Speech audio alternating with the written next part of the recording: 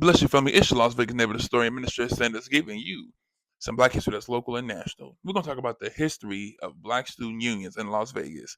Today, we have over 50 black student unions in every high school in Las Vegas. And many of us probably walk around thinking that that's the norm, but I want you to know that there was a struggle to get black student unions. I've had the pleasure to speak at many, and I want people to understand that back in 1970, uh, black student unions were actually barred. They were banned at the Clark County School District.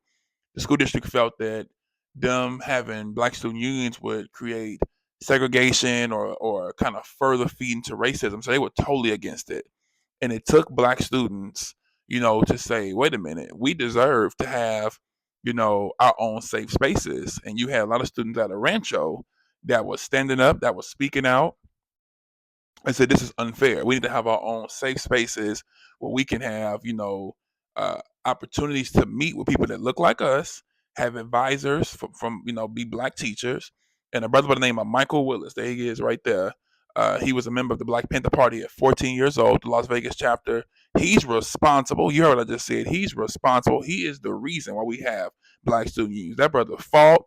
The articles you just saw before he came up, it had his name listed. He was doing protests. He was, holding the school board accountable. There's some other brothers that would stand with him, and they would go to the school board, all militant, and say, "Man, we need to have black student unions." They told them that this is unfair.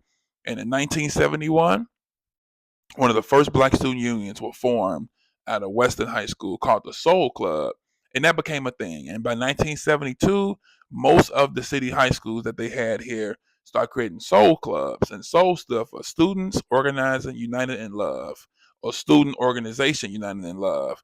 And back in the day, soul was synonymous with black, right? So you say soul brother, soul sister, right? Soul was the thing, soul music. James Brown, Godfather of Soul. And this took off like wildfire. So from 1971, 72, 73, 74, 75, you see all these different soul clubs, which was featured in my alma mater yearbook, Las Vegas High School. Shout out to Mama P for allowing me to come and take pictures of these yearbooks. I was blown away to see the style and the culture of these soul clubs. And in these soul clubs, again, y'all, was like today. It was like the modern day black student unions. They would meet, they would bring in speakers, they would talk about different things that was going on in the community, ways to give back, ways to support. They were really instrumental, in what we have today. They paved the way for the black student unions. But before there was BSUs, BSAs, BSOs, there were soul clubs. In the 90s, things took a little turn, and it went from soul clubs to Black American Youth Clubs or Black American Youth. And, I don't know why they got rid of soul. I think soul sounded better, but it was a shift. Then you had the Black American Heritage Club. I think that too, we got more comfortable with using the term black. So let's go back. Soul clubs, Black American Youth Clubs, Black Heritage Clubs in the 2000s. And then you start seeing the shift. And then that's when, 2004, when you see it start going by BSU.